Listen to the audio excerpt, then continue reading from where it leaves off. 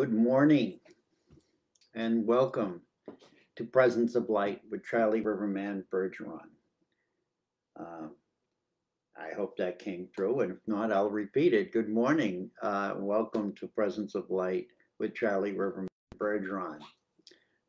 Once again, we've had some little glitches in the computer system, which is not surprising. And so I'm here a few minutes later than I normally would. So hopefully those of you who look forward to my talk have hung around.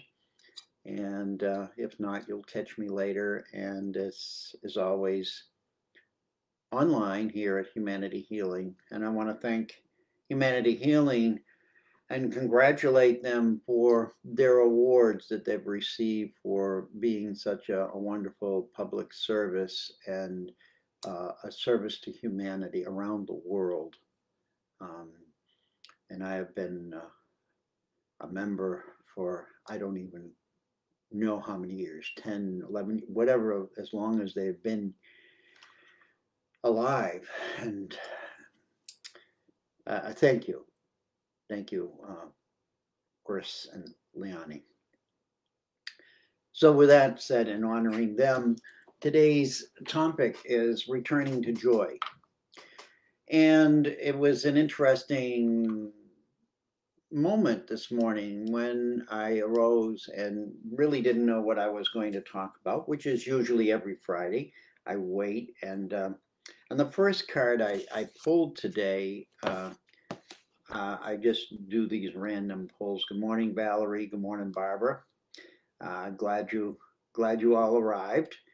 And it's this card from the my friend Mia Leventhal has created these cards. She's in France, and they're called Soul Inspiration Message Cards by Kalia. And it's a beautiful picture of a lovely white flower. I'm not a flower expert, so I don't know what it is, but the words are, exactly where it stings, there within us lies the lesson. And I was taken by that. Exactly where it stings, there within lies the lesson. And I noticed that in my own journey, I feel like I've been stung a lot in the past few weeks. And I can't say by whom or by what or what it was all about, but there's all of these little moments where things have arisen in me. And I've actually started writing down some of my dreams, which have been very stingy, and realizing that this is a part of our process of releasing trauma. We all have trauma. We all have trauma, personal trauma and collective trauma from our ancestors. And we were born, and even in our birth, there was trauma experienced. And we are not cognizant of it in our present minds, but it is in our physiology. It's in our neurology. It's within our system of existence. And really, this is what the message today is about, is when we are overwhelmed by all of that, that stinging, those little bites, whatever it is, it's hard to put together exactly where the origin point was. Because we've lived lives where we accumulate these little moments and we just move through them, rush through them. Some are more painful than others. But as a collective, if you think about that, there's almost 8 billion people in the world. And every one of those beings are processing the same thing. So if you take 8 billion and you multiply it, but say we each have 1,000 issues, which we know we have more than that, but as they come up, we can't believe there's another one, um, times 8 billion.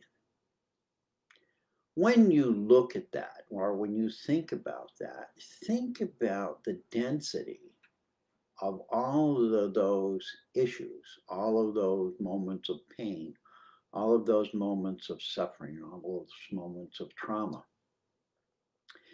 And when you look at the world today and the situation it's in, we say, why are we here? Well, how could you not be here? How could what's happening right now not be happening with all of that going on within us? And so most of us are looking through new eyes. We'll call it new eyes. And the first thing we're looking for is light. Where is the light in our lives? Where is, where is there an end to this mental and physical, physical and mental distress? It's here. It's right here, and it's right now. And this is what the stinging is. This is what I looked at this morning as the stinging. This is what I'm feeling. This is, and I didn't want to go any further. So I pulled a Course in Miracles card, which was a gift to me when I facilitated A Course in Miracles and changed groups and created a new group. And the card reads, "The Holy Spirit is the spirit of joy. He is the call to return with which God blessed the minds of his separated sons.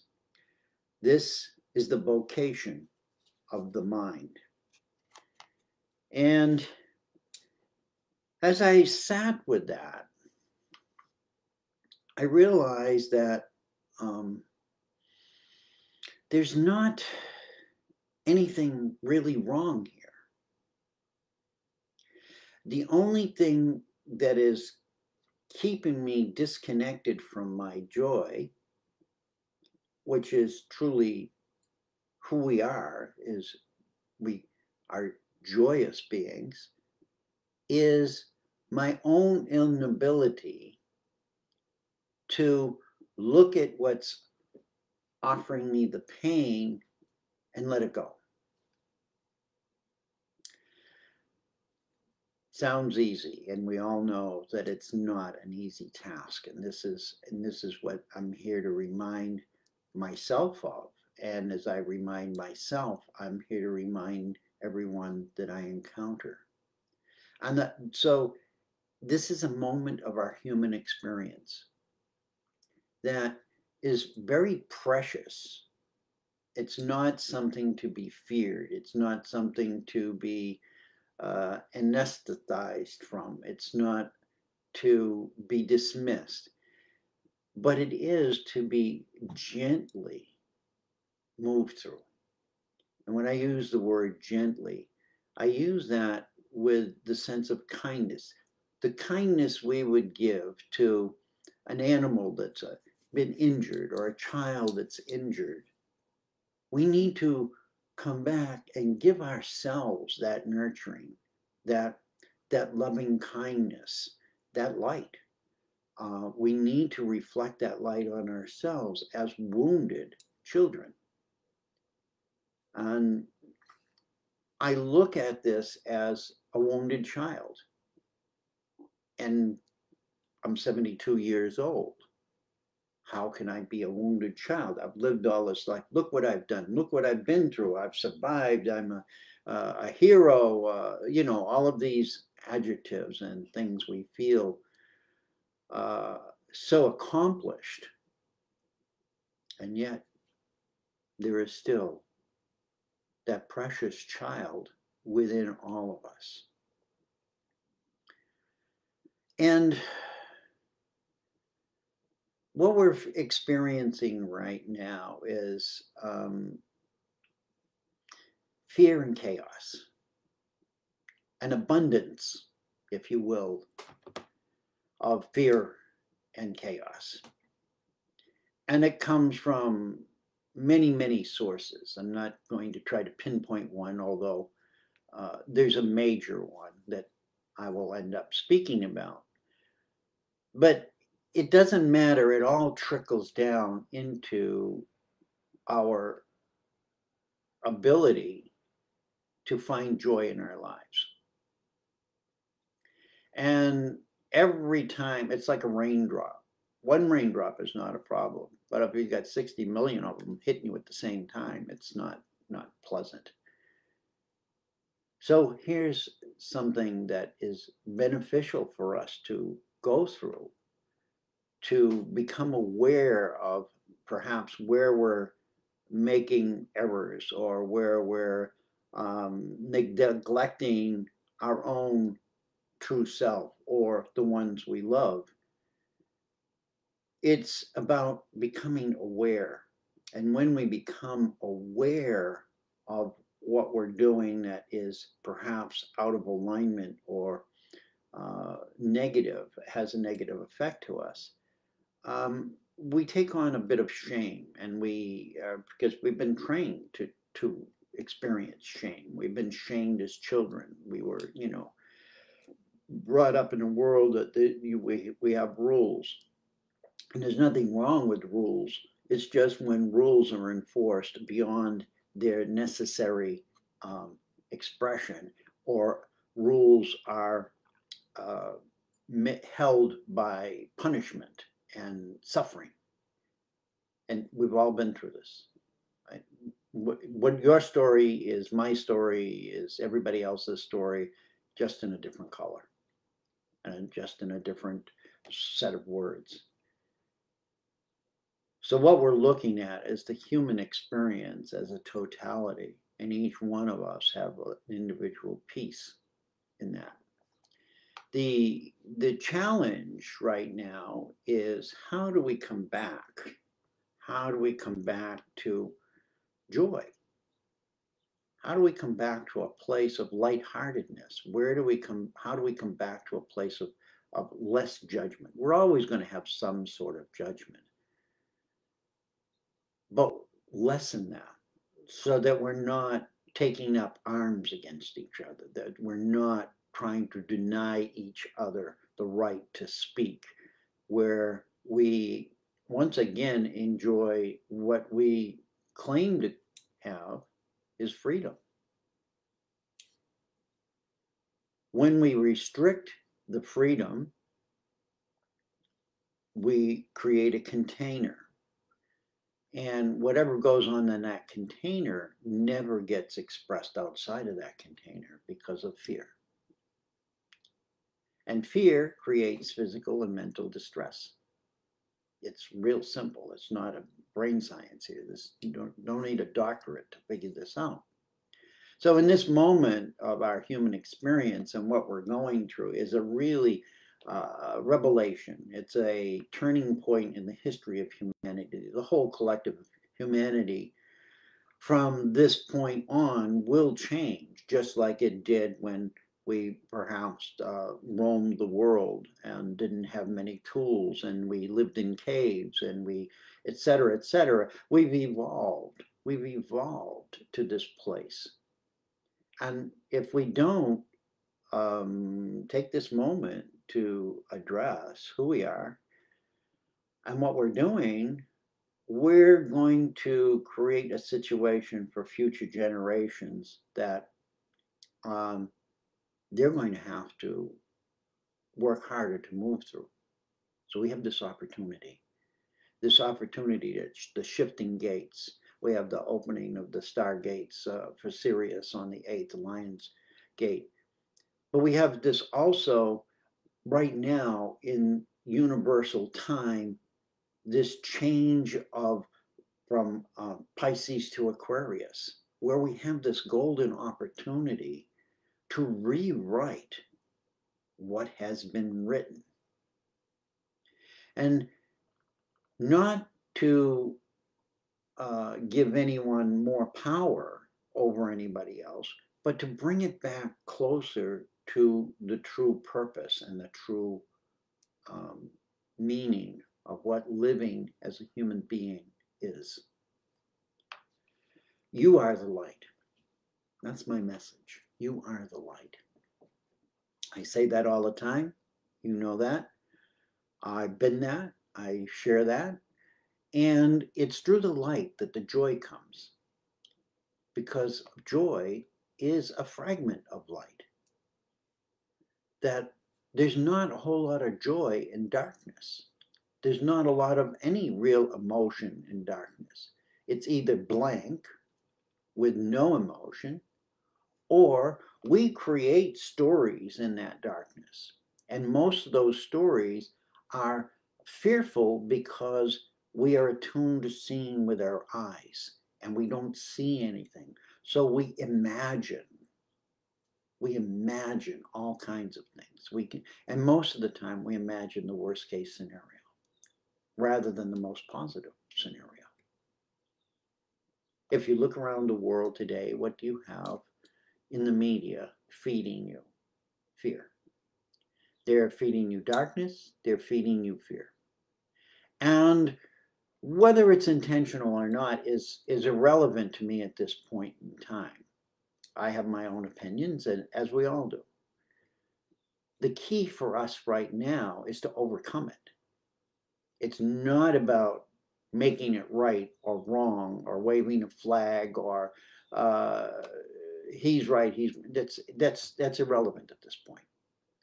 What's important right now is that each of you come to a place within your own heart that says, I no longer deserve to be held prisoner within my own body. And that's what we've technically become. We've become isolated from each other. Other than through technology, we're not communicating with the earth. And when we are communicating with the earth, we live in a world that has filled it with poisons. So we're killing, and now we're genetically mutating everything. And I'm not saying it's good or bad. There's some both ways. But the reality is, why are we doing this? It's not for the benefit of humanity. It's for profit. It's for profit.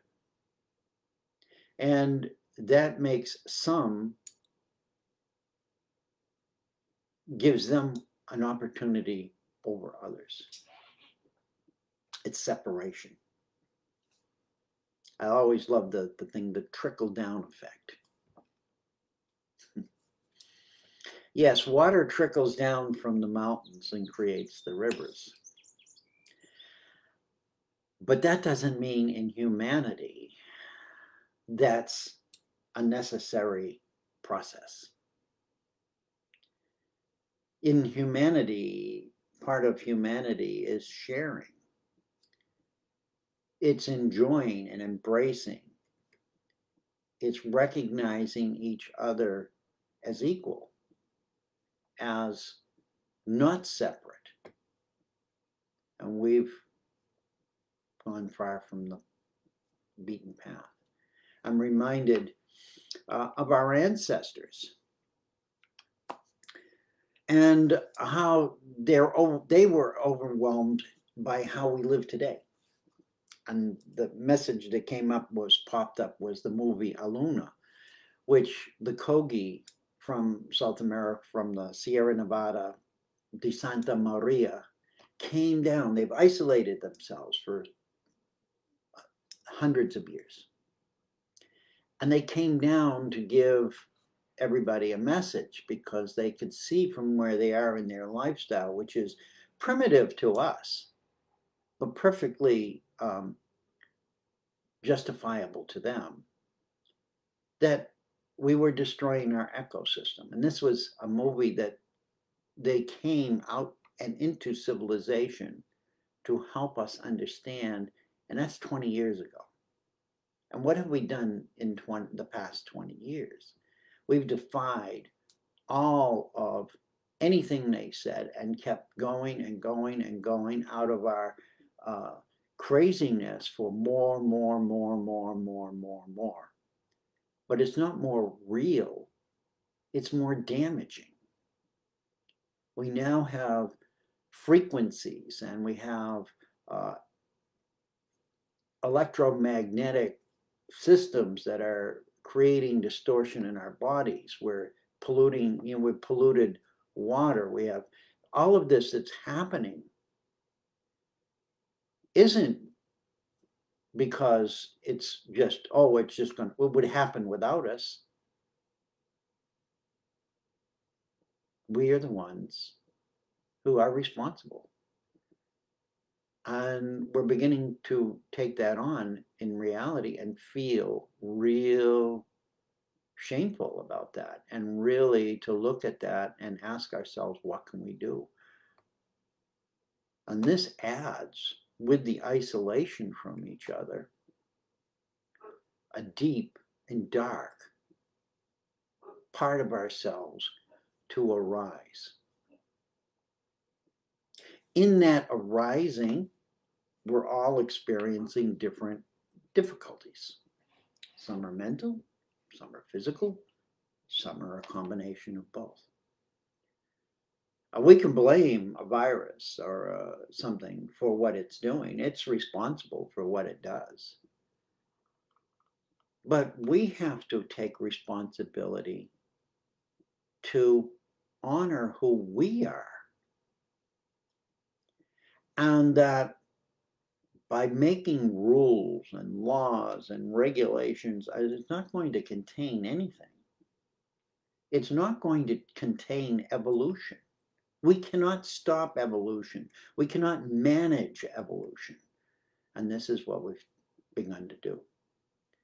We have groups of people who want to evolve in a certain way. I call that playing God. And who are they to tell me and each one of us how we are to think, act, and respond? Our ancestors, when the world was changing, went to places of fear where they hid back into the caves. They would go back into the caves. They would find shelter from what was going on around them. And in those eras, there weren't so many, it wasn't about governments and global warming, and it wasn't about power and greed as much as it is today. Yet the trauma from them having to compact themselves and come into that place of, how do I protect myself from what's going on outside of me, is still isn't in our genetic coding. I'm not trying to prove it scientifically, just expressing that this is part of the lineage of humanity. Is we go through periods of deep suffering. We go through periods of deep separation. We go through periods of what we would call darkness.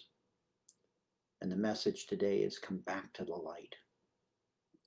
And who is the light? What is the light? We are the light. We are light beings.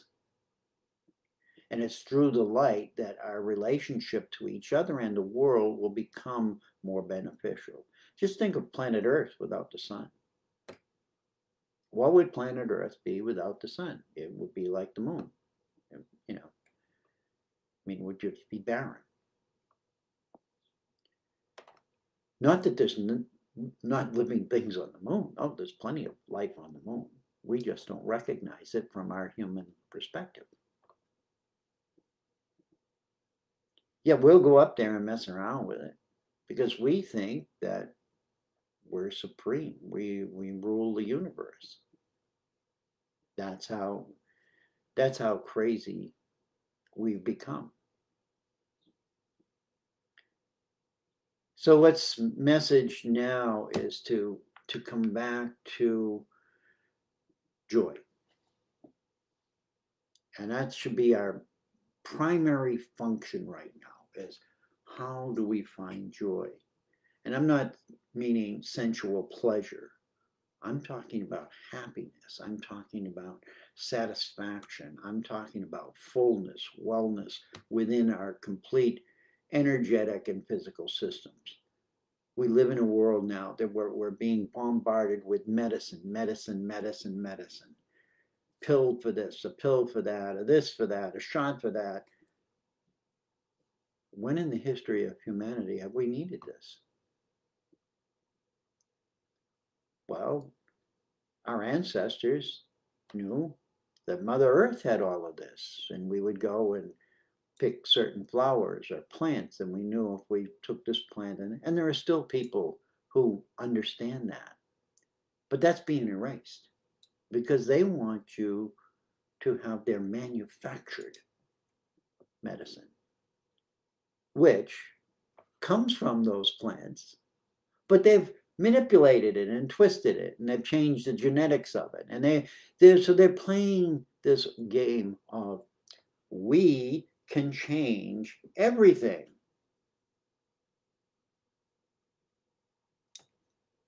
Well, who asked you to? I didn't ask them to do that.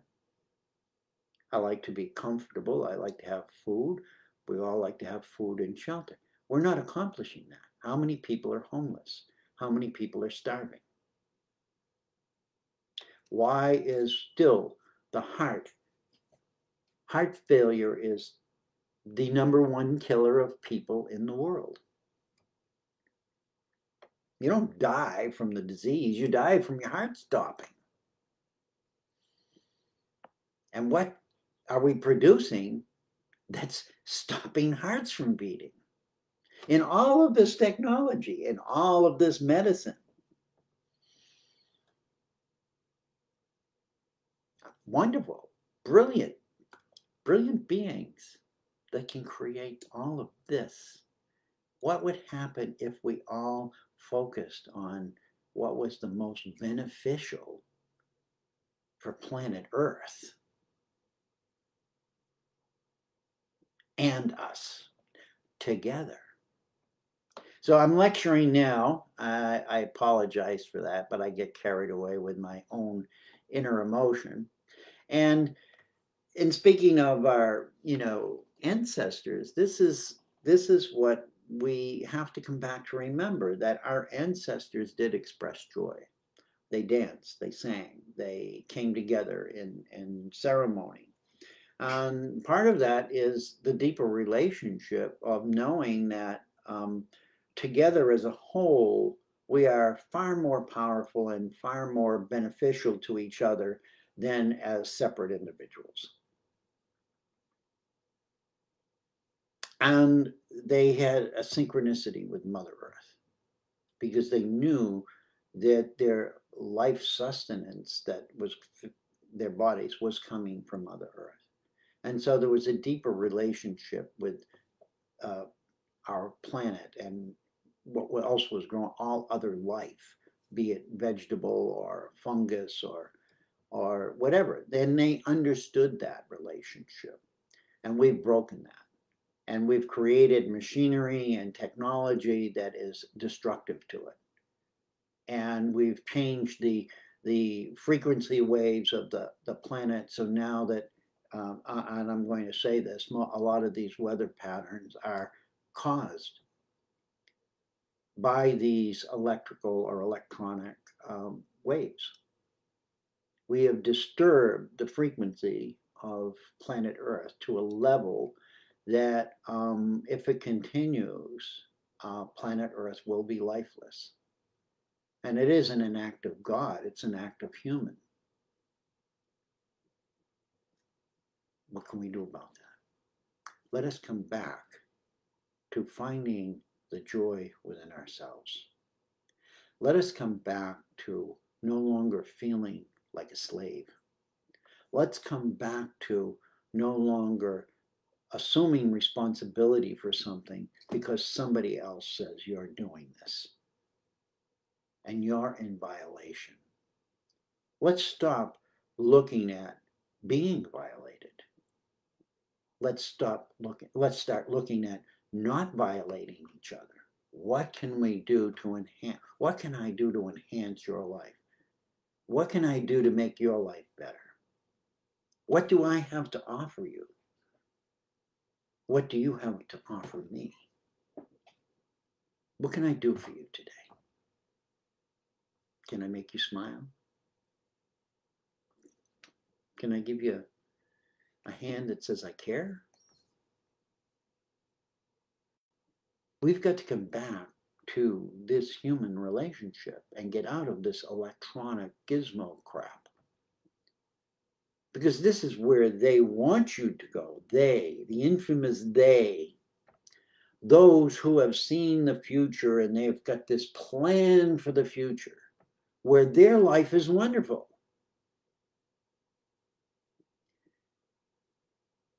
They're wonderful, and you support that wonderfulness and suffer.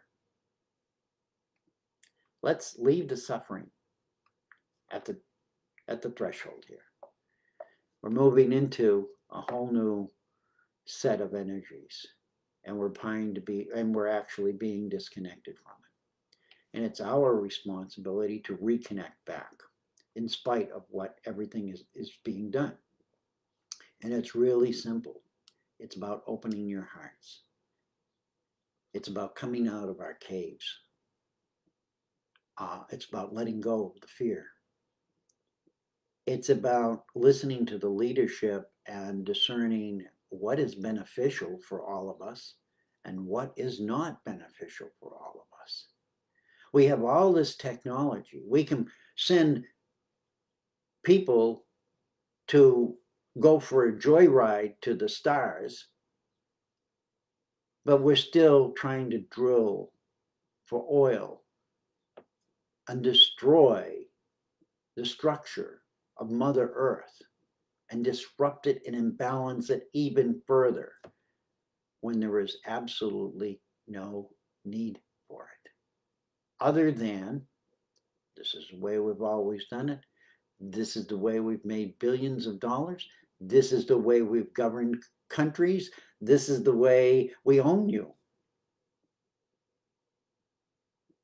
There's technology right now where each one of us can generate our own electricity and enough electricity not to ever pay another electric bill in the world.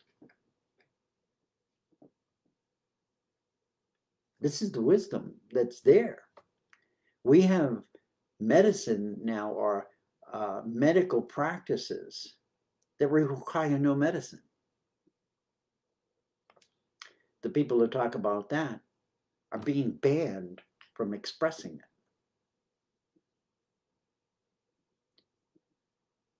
This is what's happening, and this is why our joy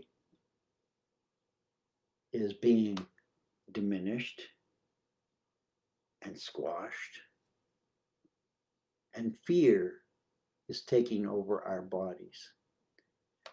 We're not consciously aware of it. It's so insidious that it affects every aspect of our lives. And that's where we are. We're in the caves right now. We are in the caves. Our homes are our caves, if you want to use that analogy. And we have to come out and get back into the light of the day and invite the light that we truly are to shine more brilliantly. Doesn't matter how you do it, but start. Start to do it with the people who are safe to do it with. Because we know there's a lot of people that the minute you show joy or light or happiness, you're going to get attacked. I get attacked all the time. It's okay. It's okay. I can deal with that, but that's me. It's not everybody. And there are many days I can't. Many days that just doubles me over, doubles me down, and I go back into my cave.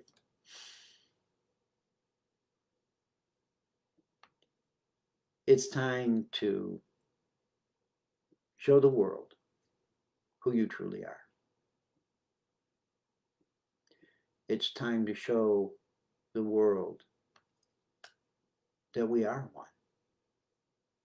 We are one humanity. On that, in caring for you because you're my friend or next door neighbor is no different than my caring for somebody in another country who's being subjected to suffering. Let us not suffer anymore. Let us bring joy and light back. Happiness, gaiety, silliness. Let's stop picking each other apart and ridiculing each other. It's not interesting anymore. Let's find the newness. Let's find the newness that the new world has to offer us, that the new turning of the ages has to offer us, that the new us, the new younger generation that are being, I don't like the word, tortured. And that's how I feel. We need them to bring forth the wisdom that they already have and be allowed to express it in freedom and not have it taken away and be owned by people who just want to be in power.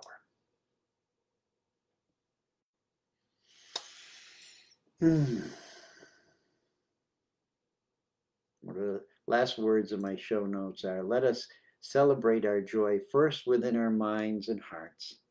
And as we remember how to dwell there again, let us offer it to the world around us.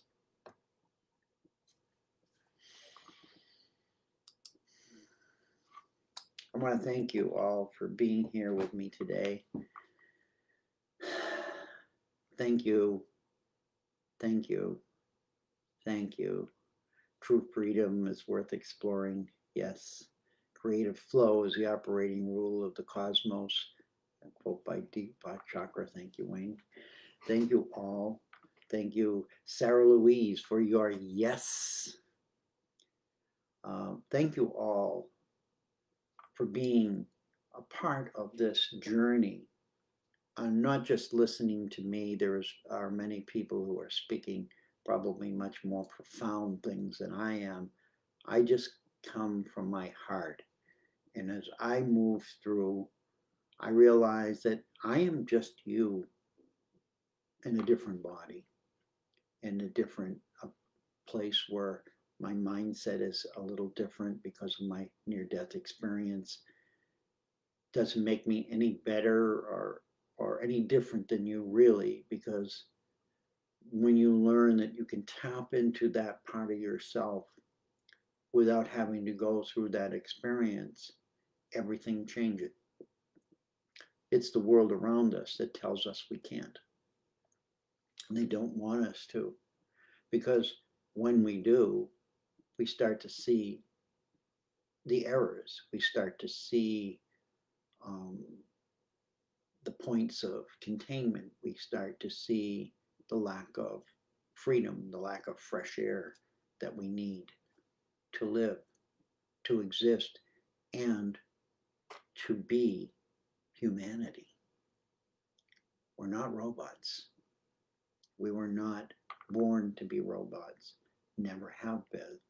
Yet throughout history, there have been always somebody that wanted to enslave us into some ideology or some work pattern that benefited them and created suffering for us. And if you look out throughout history, you will see that pattern, at least, for several thousand years. Repeat, repeat, repeat. We can't bring this into the future for the children who are now here. We have to stand up and say, let me help you. Let me help you avoid the mistakes that we have made. And this comes back into our bodies, and this is what we're suffering from. It isn't what's out there that's bothering us. It's what we're realizing within ourselves.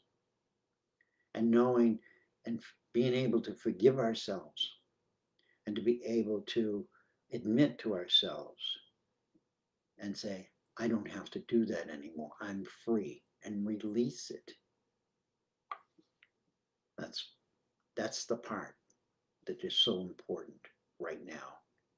And this is the part that will bring us back to a place of joy, to a place of community happiness, to a place of non-aggression, to a place of embracing each other as equal.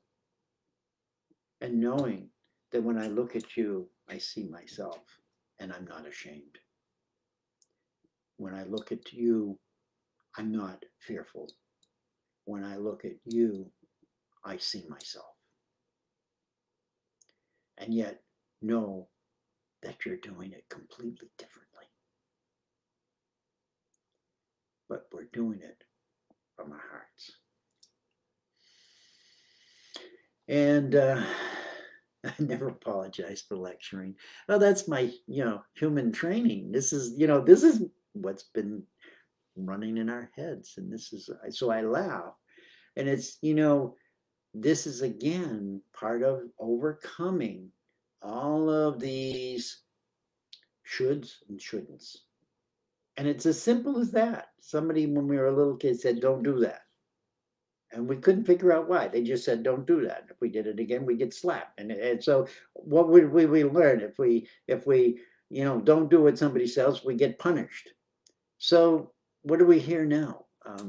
Now people are thinking we're being punished with this virus. It's like, well, if you want to feel punished by a virus, then do that. But viruses have been here longer than we have.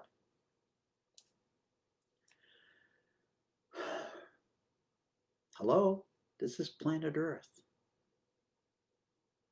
Human beings are far more than what we've been told. We've been lied to for thousands and thousands of years. Wake up. I love you. I want to see you all be the glorious beings that you are. And I know that you are. Just take that breath and say thank you. Thank you to you for being here right now at this edge, the edge of the future.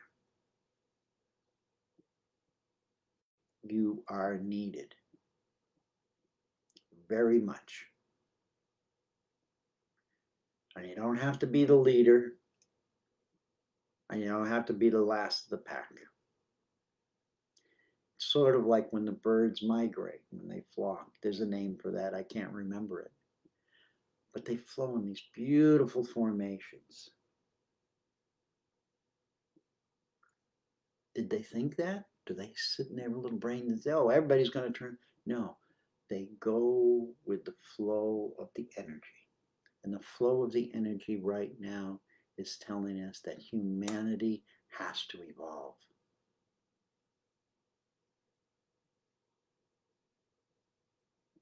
Has to evolve, and we are.